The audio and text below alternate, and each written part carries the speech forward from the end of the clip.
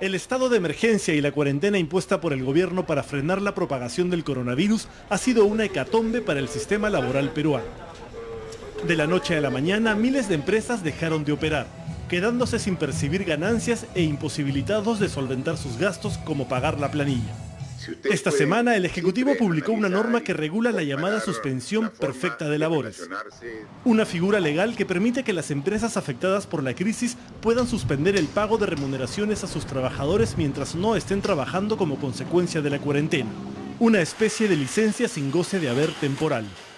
Esto es, creo yo, como una pausa, un oxígeno que las empresas necesitan. Llevamos prácticamente 2 meses en cuarentena, donde no ha habido ingresos para muchas empresas, pero ha tenido que haber pagos a los trabajadores.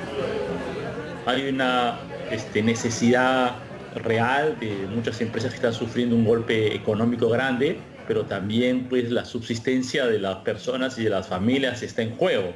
Y entonces yo creo que el tema de las familias y de las personas, a mi juicio, debe estar primero. Lo primero que establece el decreto es que las empresas deben acreditar uno de los siguientes 3 supuestos. Que les sea imposible la aplicación del trabajo remoto por la propia naturaleza de las actividades. Por ejemplo, el obrero que opera una maquinaria en una fábrica no podrá manejarla desde su casa. El segundo requisito es que les sea imposible compensar el tiempo dejado de trabajar porque, por ejemplo, la extensión del turno puede poner en riesgo la seguridad y la salud de los trabajadores. Y en tercer lugar, que la afectación económica de la empresa sea de tal magnitud que le resulte imposible pagar la planilla. Prácticamente se puede resumir en algo. Si una empresa no ha tenido ingresos en abril, porque está cerrada, se puede ir a suspensión en mayo, ¿no? Además, el decreto señala, por ejemplo, que para que una empresa pueda solicitar la suspensión, debe primero haber agotado 3 alternativas previas. Acordar con los trabajadores otorgarles vacaciones pendientes o adelantadas. Acordar la reducción de la jornada laboral con la reducción proporcional de la remuneración. O consensuar únicamente una reducción de la remuneración. Solo en el caso de que la empresa haya intentado cumplir con estos 3 requisitos sin éxito, podrá recurrir a la suspensión perfecta.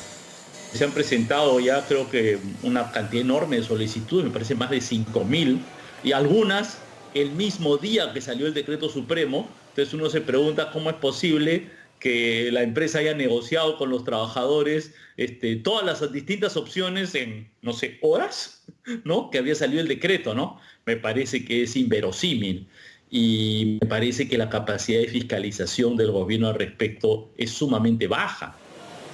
Las empresas que consideren que cumplen los requisitos aplicarán la suspensión perfecta a sus trabajadores y la Superintendencia Nacional de Fiscalización Laboral deberá verificar que cumplen con los supuestos que exige la norma. Si se determina que la empresa no ha cumplido con estos, no solo tendrán que restituir los días dejados de pagar a sus trabajadores, sino que además recibirán multas de hasta 43.000 soles. Desde que entró en vigencia la norma y hasta la publicación del reglamento, más de 8.000 empresas solicitaron acogerse a la suspensión perfecta. Sin embargo, tras la publicación del reglamento se cuenta con 4.835 empresas que han solicitado acogerse a esta modalidad. De estas, 3.707 han ingresado sus solicitudes luego de emitido el reglamento y 1.128 han adecuado o confirmado las comunicaciones presentadas previamente. Eso quiere decir que un número considerable de empresas que suspendieron a sus trabajadores antes de la publicación del reglamento estarían reculando probablemente porque no cumplen los requisitos estipulados en este. En total, estas 4.835 empresas que se han acogido a la suspensión hasta el momento comprenden a 36.404 trabajadores. El Ministerio de Trabajo tiene muy poca capacidad para fiscalizar esto, ¿no? Bueno, uno, la propia cuarentena lo dificulta. Dos, sabemos que su sistema de SUNAFIL, de fiscalización laboral, es débil. Pero en tercer lugar, esto demanda unos cálculos y unos conocimientos que no son los usuales en el Ministerio. Y creo que el Ministerio debería informar de una iniciativa urgente para contratar un montón de gente que ahorita se puede contratar y que podría revisar incluso con teletrabajo las solicitudes. Yo calculo que un 70-75% de las empresas que están en suspensión son de fácil verificación. Es casi sentido común. Una agencia de turismo. Yo brindaba seguridad en el aeropuerto. Uy, el aeropuerto está cerrado, ¿qué seguridad voy a tener? ¿No? O sea, son cosas evidentes, ¿no? Y el inspector va a ir a fiscalizar inclusive cuando ya se levante la cuarentena y va a estar cerrada. Pero hay un rango de empresas que podría estar en una zona gris, ¿no? Yo calculo que un 20%, 25%, donde hay que poner más lupa, ¿no? Según cifras del Ministerio de Trabajo, el 83% de las empresas que han solicitado aplicar la suspensión perfecta de labores es microempresa, empresas que tienen menos de 10 trabajadores. El 15% tienen entre 11 y 100 trabajadores, y solo el 2% corresponde a grandes empresas, es decir, las que tienen más de 100 trabajadores. Sin embargo, solo este 2% incluye a más de 14.000 trabajadores. La ministra ha dicho, la mayor parte de empresas acogidas son pequeñas, pero la mayor parte de los empleados afectados son de grandes empresas. ¿Me explico? Claro, o sea, pueden acoger pues 100 microempresas con 2 trabajadores cada uno, son 200 trabajadores. Una gran empresa saca a 2.000 trabajadores de un plumazo, ¿no? Y la mayor parte de trabajadores afectados, según he visto algunas cifras, son de medianas y grandes empresas, ¿no? Durante el primer tramo del estado de emergencia sanitaria, las empresas que dejaron de operar, grandes, medianas y pequeñas, continuaron pagando sueldos pese a que la mayoría de estas vieron reducidos sus ingresos prácticamente a cero. Se suspendió el trabajo y los ingresos, pero no se suspendieron los sueldos. En ese plazo, en ese periodo de marzo a abril, a la quincena de abril, el Estado le dijo a las empresas, ustedes tienen que pagar el sueldo a los trabajadores. No le pueden bajar el sueldo, no cabe despido, no cabe suspensión, eso es lo que ha dicho el Estado, no cabe suspensión, pero las empresas han estado cerradas, ¿no? Las empresas no han recibido ingresos, ha estado cerrado, no se puede operar, ¿no? Y pese a que no ha habido ingresos, en este primer mes las empresas han tenido que sacar de su bolsillo a pagar los sueldos de los trabajadores puntualmente. Esta semana la ministra de Trabajo les pidió a las empresas que no cumplen los requisitos de ley que no soliciten aplicar la suspensión perfecta de labores. Y emplazamos al sector empresarial a que no haga uso de esta modalidad para prescindir de trabajadores cuando realmente los necesita. Y sobre todo en una situación crítica en la que cada familia, cada hogar, lo que menos desea es perder ingresos.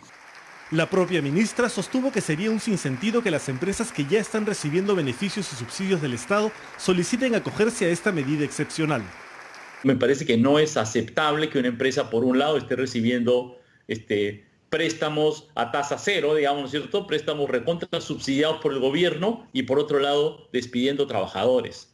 Porque el objetivo de darles financiamiento a las empresas debe ser precisamente mantener el empleo. Entonces yo creo que no deberían poder hacer las dos cosas al mismo tiempo.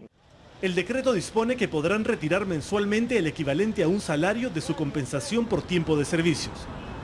En caso no hayan acumulado todavía lo suficiente, recibirán por adelantado su CTS de mayo y la gratificación de julio. Eso sumado a los 2 retiros de 1.000 soles de sus fondos de las AFPs que podrán realizar a fines de abril y a fines de mayo. En el caso de los trabajadores de microempresas que perciben sueldos inferiores a los 2.400 soles, serán acreedores a la prestación económica de protección social de emergencia, por un monto de 760 soles mensuales por un periodo de 3 meses. Las empresas que hayan suspendido a sus trabajadores antes de la publicación del reglamento que establece los requisitos para hacerlo están en una situación particular. ¿Qué va a pasar con estas suspensiones que se hicieron sin cumplir los requisitos que fueron estipulados? La ley dice que hay 5 días para adecuarse.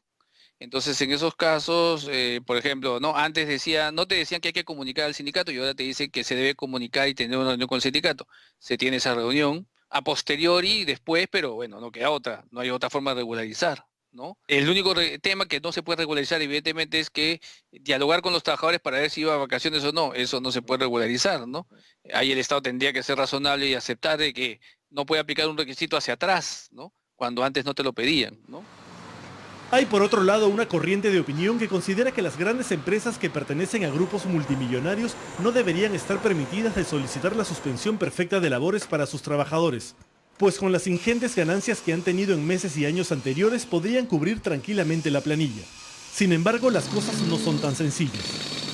Si han tenido muchas ganancias en el pasado, digamos que en esta situación de dificultad apoyen un poco a la sociedad y apoyen a sus trabajadores. Hay una dificultad operativa en cargarle a las empresas. Como tú dices, la empresa, no sé, Cineplanet es del grupo Intercorp, correcto, pero quizás la empresa ya no tiene esas ganancias en la contabilidad de la empresa, los tiene el grupo. Y quizás el grupo ya no tiene las ganancias en el poder de la empresa matriz, sino la devolvió a los accionistas. Y eso está fuera de la empresa y en manos del accionista, ¿me explico? No hay ninguna obligación legal de que el accionista regrese el dinero que recibió. No sé si me explico. Sí. ¿Ok? Así es como funciona nuestro sistema económico en el mundo, no sé, hace 200 años. Si algunos negocios empiezan a reactivarse progresivamente en las semanas siguientes, algunas de las empresas que aplicaron la suspensión perfecta podrían dejar de calificar para la misma. Pero deberá evaluarse caso por caso. Yo creo que definitivamente lo que correspondería es que en esos rubros no se aplique la suspensión perfecta de labores, ¿no? Me explico, ¿no? Porque entonces simplemente estamos hablando pues, de un despido encubierto, digamos, ¿no? Yo soy un restaurante, ¿no? ¿Y cuándo voy a empezar a operar? ¿No? La horizonte, oye, tú dices delivery, pero el delivery serán solo algunos cocineros, será por ahí el de caja, pero los mozos no pueden trabajar, pues no, si es delivery, ¿no? Entonces, por lo menos respecto a esa actividad, si se habilita el comercio electrónico, se habilita el delivery de alimentos de restaurantes, pues solo un grupo podría retornar, muy reducido. Pero la suspensión perfecta de labores es temporal. La norma señala que no podrá extenderse más allá de 30 días después de finalizada la emergencia sanitaria, es decir, hasta el 9 de julio. En esa fecha, todos los trabajadores suspendidos deberán regresar a sus puestos de trabajo. Sin embargo, muchas actividades se irán reactivando progresivamente y algunas solo podrán empezar a operar nuevamente desde el próximo año.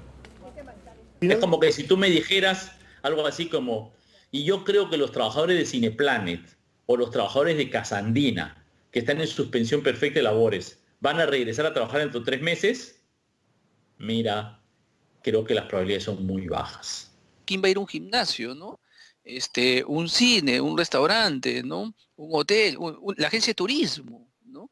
Entonces hay una serie de actividades que, construcción civil misma, ¿no? Entonces, una serie de actividades que no es que le levanten la cuarentena y ya van a trabajar con normalidad. Esas actividades probablemente necesiten hasta más de una suspensión, más allá del 9 de julio, para seguir operando, ¿no?